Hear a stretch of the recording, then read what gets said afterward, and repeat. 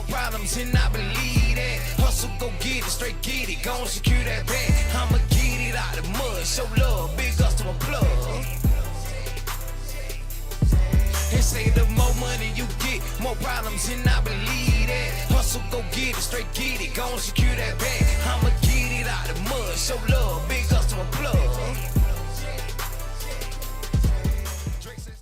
Welcome back to the PBC, Pelican Bay's Corner, where I give you that dog news, fair and unbiased, raw and uncut. Some gonna like it, and some ain't. Cocaine is one hell of a drug. This first news article, we got a man who was arrested for picking his dog up over his head and choking it like this. Somebody called him, they called the police on him or whatever, but come to find out, he said his dog was having a seizure. He called the neighbors to take his dog to the vet or something like that. To make a long story short, I'm going to give you the video, but the dog tested positive for cocaine. So he's probably having a seizure due to the cocaine in his system, So I'm going to let y'all get this video. You know where you got it from first. It's your boy PBK9s giving it to you the way I always do.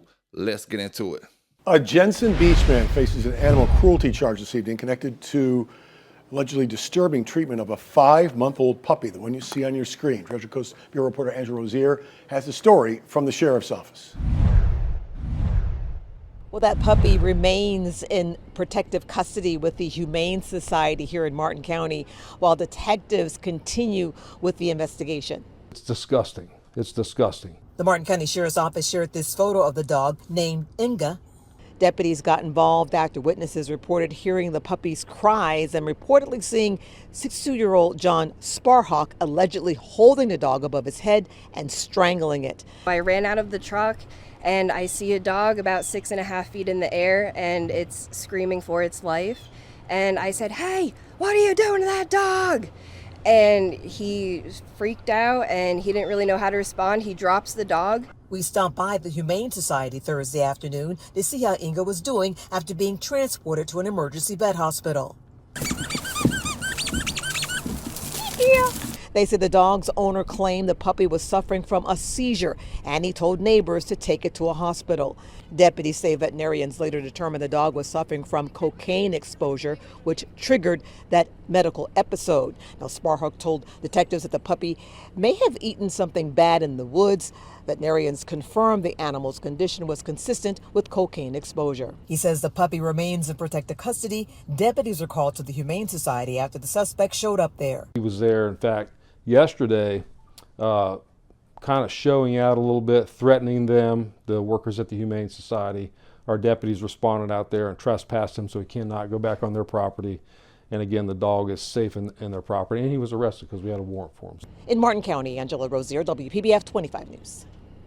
Now, we done seen brothers and sisters across this country get sentenced from 3 months time served when it comes to dog fighting and animal cruelty to 500 years when it comes to animal cruelty and dog fighting. This next situation, I don't know where it fall at. I'm just giving it to you the way I get it.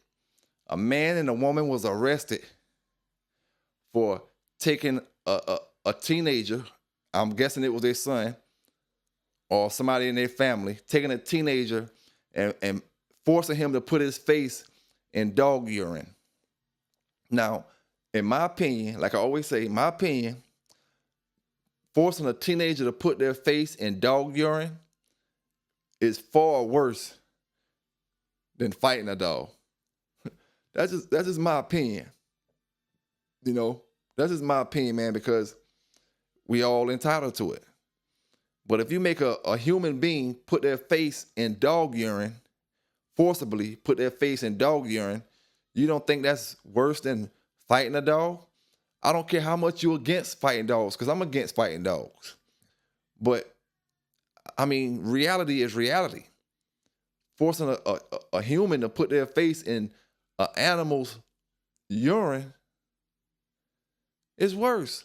But we don't see the comments up under this particular article. Where I got this article from, you don't see the comments that say, put him in jail for life,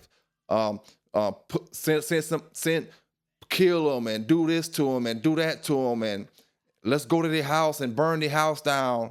Make them pay for all the dogs. Make them where they can't own this for the rest of their lives. You don't see none of these comments. Bash their balls out. You don't see none of these comments up under this article. It's the reason, and that's the reason I say America has a problem when it comes to comparing a dog to a human and comparing humans to dogs when it comes to punishment. We don't punish people for doing things to the humans, but we'll give them unheard of punishments for doing something to a dog. Don't make no sense. It just don't add up, man. But let y'all get to the article where these two less than human people, I'm gonna call them less than human. It is what it is. Force a young man to put his face in dog urine. Ascension Parish, Louisiana, WAFB/Gray News. A couple in Louisiana is accused of forcing a 14-year-old's face down in dog urine, according to authorities. Gina Sagona, 44, was arrested for 1 count of cruelty to a juvenile.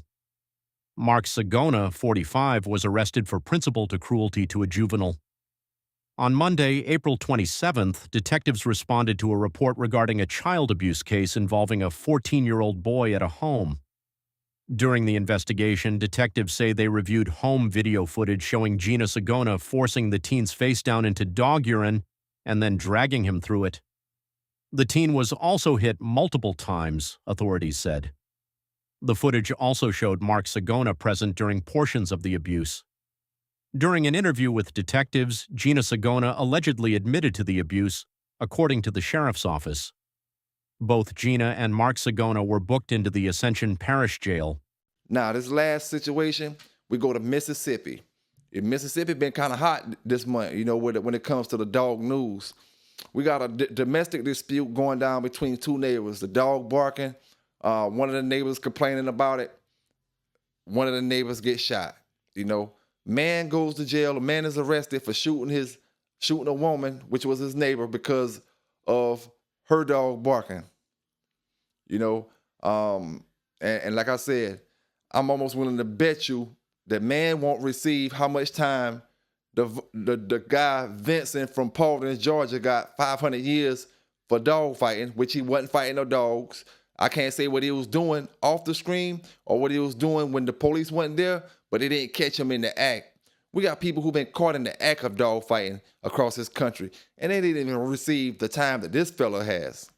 It don't make sense. We understand how y'all equaled up to 500 years, but as a country of equality, as a country, a free country, as supposed to be the greatest country on this planet Earth, you telling me this brother does 500 years, 490 some years for having dogs tied up on heavy chains, maybe a couple scratches on a dog, and this man shoots his woman because of a barking dog.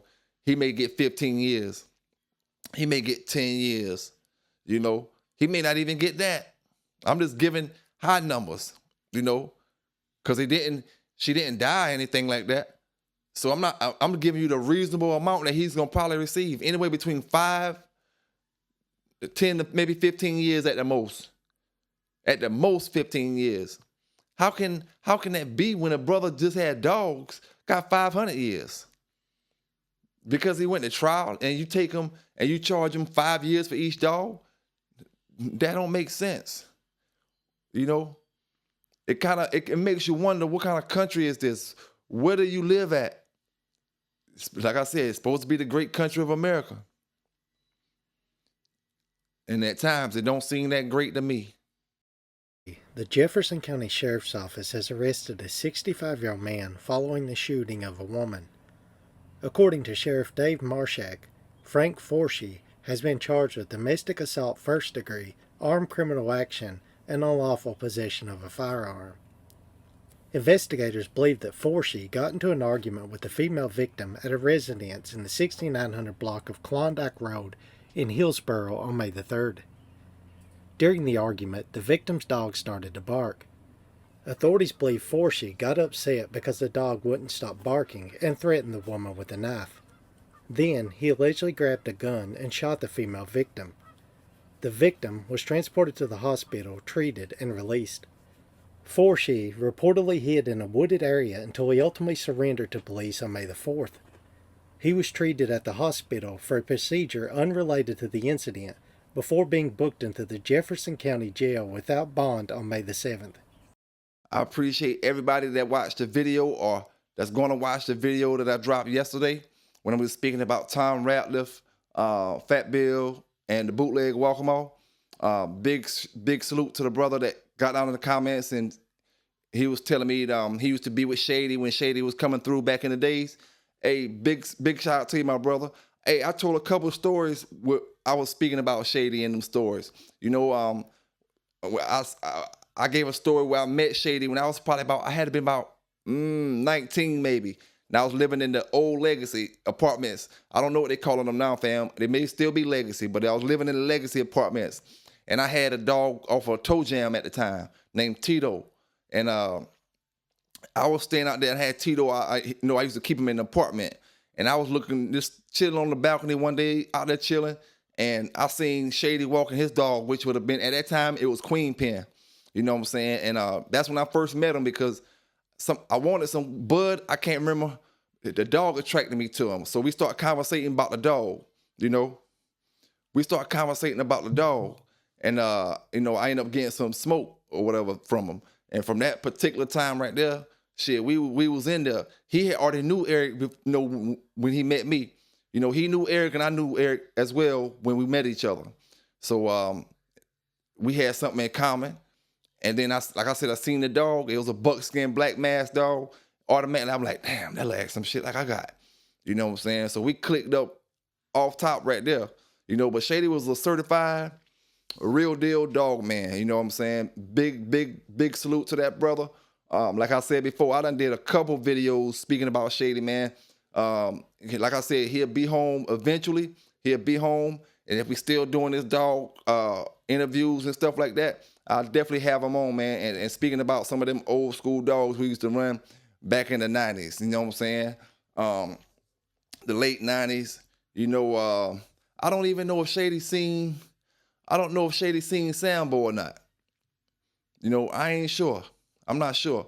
He may have, but I know for a fact, you know, because when I met Shady, that was before Sambo time. You know what I'm saying? That was before Sambo. That was way back when Fatty them was young. And matter of fact, my homeboy that I'm telling you about, I done spoke this on the story when I say Crossroad went and he lost with Champion Crunch, the Crunch dog that he had, which was Fatty Little Mate brother. He lost with Crunch. And Shady is who I'm talking about when I say Crossroad gave Crunch to Shady on the way home because Crunch lost, and I want to say he lost to 600 during that time. I could be wrong with the dog that he lost to, but I want to say it was 600. He lost, he gave Crunch to him, he gave Crunch to Shady on the way home, but Crunch didn't make it. He died on the way home, you know? So, yeah, man, I talk about Shady often in my videos, but you won't know it because I don't really say his name like that. I'll say my homeboy or something like that. But Shady was a true dog, man. Yes, indeed. You know what I'm saying? The kind of dog, man, you miss when they're not around. You know? So, like I said, I got to say it again. Big salute to that brother. He'll be home soon. You know what I'm saying? And big salute to you, my brother, for making me think about some old memories. You know what I'm saying? And when y'all brothers talk that stuff, it brings back old memories and stuff like that. So big thank you to you, brother, for watching the channel, liking the video from yesterday, and keep rocking with me, fam. If you want me to talk about any bloodlines or any type of old school dog stories or something, just hit me up in my messenger, hit me up in the comments. Let me know, man. It is what it is. And I appreciate all y'all out there that watched the video yesterday and watched the video today. Y'all stay safe. Y'all stay legal. It's your boy PB Canines, and I'm out.